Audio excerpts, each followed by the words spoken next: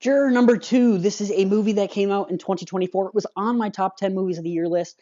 It's one of the movies that I watched literally right at the end before creating my list. Um, and this is a movie directed by Clint Eastwood, a movie that you probably haven't even heard of, a movie that you didn't even know Clint Eastwood directed. And you should, because this movie is so stinking good.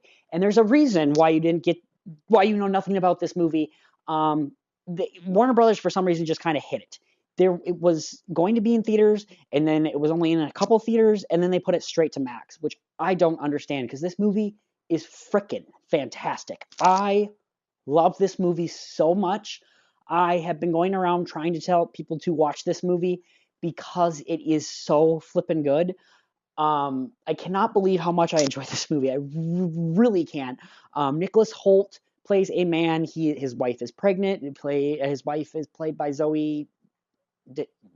Is it Dutch? Zoe Dutch. I think that's how you say it. Anyways, he has a pregnant wife, and he is chosen to be this juror for this trial. And this trial is a murder case in which a man is being accused of murdering his girlfriend.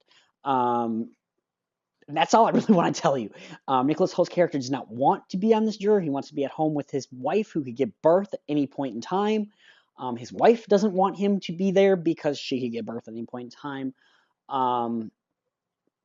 And I will say this as well. The other jurors on the team feel very confidently about something, whereas Nicholas Hoult knows something that he's not letting the rest of them know, that he's siding differently. And it is just, I found this movie so interesting for so many different reasons. First of all, the other thing I also want to say about this movie too, the first 10, 15 minutes, I was like, okay, this seems very generic. It shows him with his pregnant wife. I'm like, yeah, we've seen this before. And then he gets on the juror. You find there's like a twist in this movie. Don't watch the trailers to this if you haven't, because I'm sure the trailers show this twist. And it's a twist that happens about 10, 15 minutes in the movie. So it's almost not even a twist. It's more of just part of the story. But there's something that happened. I went, oh my God. And it stopped being a generic movie after that. Like I was playing with my dog a little bit at the start of the movie, like petting him and stuff like that. And then this twist happened. I forgot I even had a dog. It was so compelling. It was so enjoyable. I wanted to see where it was going. I wanted to find out what happened, who's involved, blah, blah, blah, blah. I want to find out all these things. It was so compelling. If you're someone that is a fan of true crime, if you're someone that is a fan of, court cases, this is definitely up your alley. It's so compelling. And then just the questions it asks you. If as far as being in Nicholas Holt's case, what decisions would you make? And then even the other jurors, trying to be open-minded, trying to not have this bias towards these people, this person, because of this and that and that and this, is fascinating. Also, something I really found fascinating about this is the fact that, like, no one on this jury wants to be there. And I wonder if that's the case for a lot of juries. I know back when I was working at Anytime Fitness, when I was a manager of Anytime Fitness, I had an employee that had to possibly go serve on the jury. They were not excited about it at all. And I feel like this is just kind of an issue in our system. Are juries making decisions too quick based on I want to go home, based on I have 3 kids at home I got to take care of, based on my wife is pregnant, she can give birth at any time? I found that so fascinating as I was watching this movie. And I loved that Nicholas Holt's character is kind of like trying to get them to do other things. I love that J.K. Simmons plays a character in here that's kind of trying to do similar things. You find out things about him that are really interesting. And it was just such a great movie. If this is Clint Eastwood's last movie he's directing, which it's totally possible, he's 94, 95, something like that. He ended on a high note. I just hate what Warner Brothers had did to this movie. This movie was literally just brought straight to Max, and this could have been a movie that could have did well in theaters, honestly. I don't think it would have done gangbusters, but I think it could have done well, especially once word of mouth got out.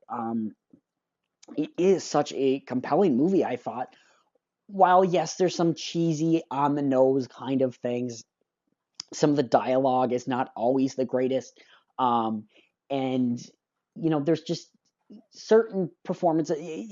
Clint Eastwood has been known for being famous for just doing one take and that's it. It feels like that in certain scenes. Throughout most of the movie, I found it really well done. Acting in it is fantastic. Performances are good. Besides some cheesy dialogue and some iffy dialogue and such like that, I found this movie to be really compelling. Again, as someone that kind of likes some true crime kind of stuff, is fascinated by that, is fascinated by different points of view, is fascinated by what makes us think the way we do. I found it absolutely fantastic. And the ending of this movie, um, it's an Inception kind of ending where you're just like, oh boy, what would you do if you were in this situation? And I like movies that make me think like that. Like, what would I do if I were in this person's shoes? This movie definitely did that for me, specifically with the ending. So yeah, juror number 2, I'm gonna give this movie a solid 8 out of 10. Besides some clunky dialogue, besides some moments that felt like they literally did one take and just moved on, which is what Clint Eastwood is known to do. Yeah, I give this movie. Sorry, my dog just jumped on the bed. Chester, what are you doing? Yeah, I give this movie a solid 8 out of 10. And Warner Brothers gets a 0 out of 10 for how they distributed this movie, how they went about marketing this movie and such, because they did a terrible job. If you've not seen Juror number 2, it is on Max. Check it out. Chester's coming closer, so I hope you guys have yourself a great day. Don't do anything I would do, and hey, I'll see you next time.